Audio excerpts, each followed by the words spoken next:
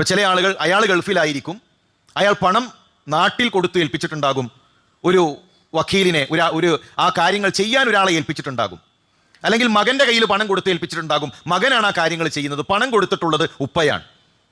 ഇതെല്ലാവരും നഖം മുറിക്കാതെ മുടിയെടുക്കാതെ മാറി നിൽക്കേണ്ടതുണ്ടോ? അതല്ല, ആ ഉദ്ഹിയ്യത്ത് നിർവഹിക്കുന്ന വ്യക്തിയാണോ, ആ പണം കൊടുത്തേൽപ്പിച്ച വ്യക്തിയാണോ? ഇവിടെ നമ്മൾ മനസ്സിലാക്കേണ്ടത് ആ ഉദ്ദേശിച്ച വ്യക്തി ആരാണോ ഉദ്ഹിയ്യത്ത് ഉദ്ദേശിച്ചത്. ഹദീസിൽ കാണാം, മൻ അറാദ അൻ യുദ്ഹി, ആ ഉദ്ഹിയ്യത്ത് ഉദ്ദേശിച്ച വ്യക്തി അദ്ദേഹത്തിനാണ് ബാധകം. അദ്ദേഹം മകനെ ഏൽപ്പിച്ചിട്ടുണ്ട് എങ്കിൽ മകന് ഈ വിധികൾ ബാധകമല്ല. മകന് നഖം മുറിക്കാം, മകന് മുടിയെടുക്കാം, അതൊന്നും മകനെ ബാധിക്കുന്ന വിഷയമല്ല.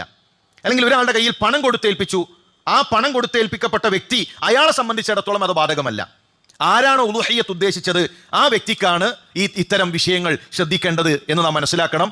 ഒരാൾക്ക് സ്വന്തം കുടുംബത്തിലുള്ള മുഴുവൻ ആളുകൾക്കും പ്രതിഫലം കിട്ടാൻ ആ കുടുംബത്തിന് മുഴുവൻ നിയ്യത്ത് വെക്കാം, എന്നാൽ ആ കുടുംബനാഥനാണ് ഇത്തരം വിഷയങ്ങൾ ശ്രദ്ധിക്കേണ്ടത്.